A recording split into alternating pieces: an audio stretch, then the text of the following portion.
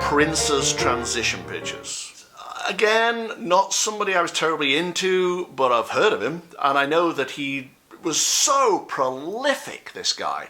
He produced albums galore. In fact, there are albums waiting to be released that he just kept in his own vault. He produced dozens and dozens of albums. He wrote Manic Monday, Nothing Compares to You, that Party Like It's 1999 thing. He had massive hits. He won an Oscar for Purple Rain. He won Golden Globes. He won Grammy. I mean, he was just a massive, massive talent. One of the best guitarists, apparently, that ever lived. A real virtuoso. Well, what happened was that he died at 57. And the reason he died at 57, as tragic as that is for somebody so talented, was that he used to leap around on stage. And because he used to leap around, he did his hips in and his back. So he was on opioids, painkillers, for the pain, which he was in constant pain. He actually walked with a cane when he wasn't on stage. He walked with a cane because he was in such pain. As he grew older, he became a Jehovah's Witness. He was converted by a band member, I think.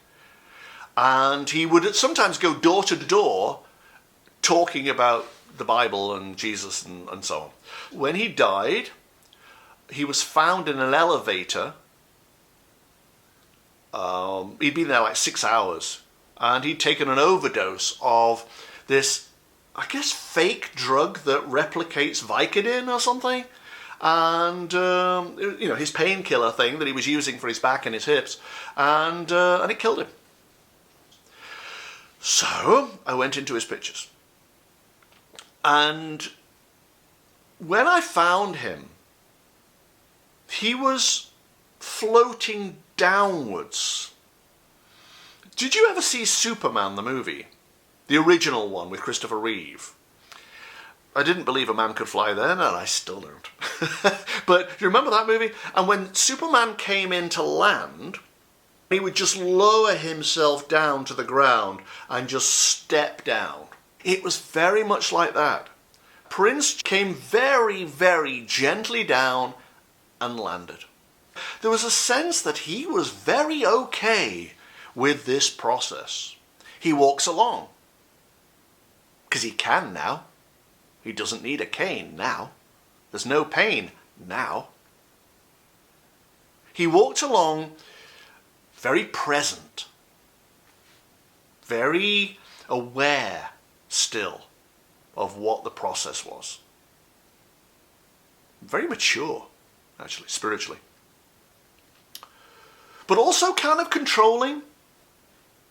It's like, I'll do it my way. And he walked along, very daintily. I don't know why. He was very dainty. A bit like a sort of ballet dancer. Just, yep. Very nice. This is all good.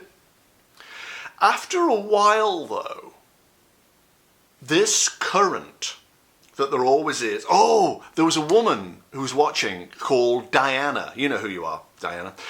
Thank you so much for this. She wrote and said, you know what that current is? It's grace. Oh, yes, that's it. It's grace that carries you forward. That is the welcoming meet and greet energy when you pass over, when you cross over.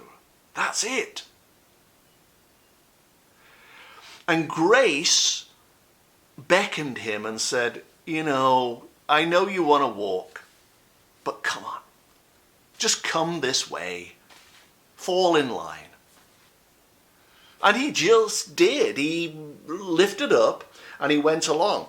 Now, halfway down this tunnel, I always see this symbolic tunnel, there were these gills. They were like rubber flaps that you get in a car wash or something, but just flaps.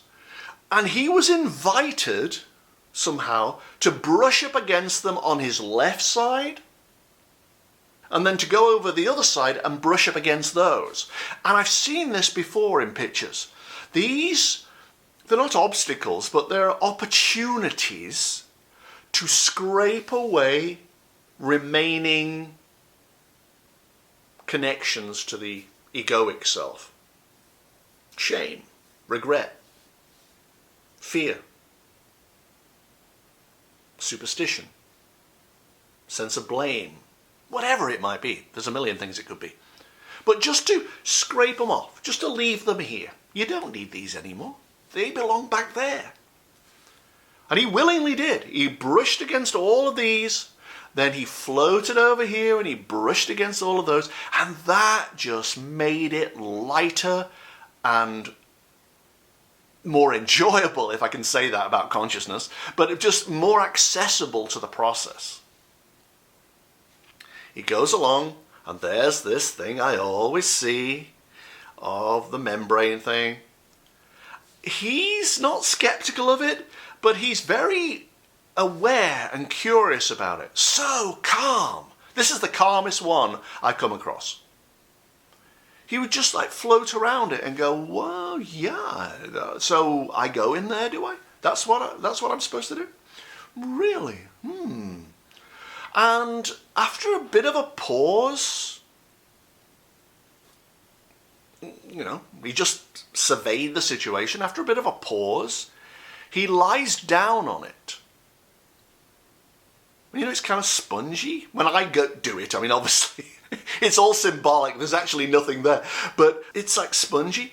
And he lies on it, and he grabs substance, whatever this is, like you would a duvet, and he pulls it over him, rolls over, and sinks into it and is gone. There's so much satisfaction and calm. If that was his religion that did that, good for religion. If that was his meta-narrative, if that was his tribal script that enabled him to approach this so calmly, so be it. But it was almost like he was on Vicodin spiritually. Have you ever had Vicodin? That's how you feel. And that's how he approached this whole thing. I gave everything I had. I did everything I came to do. I gave the world my gift. And it's time to go. So interesting. And that's it. Thank you very much for watching. I really appreciate it. And subscribe, share, like, do what you will. And I'll see you next time, guys. Thanks very much indeed. Bye-bye.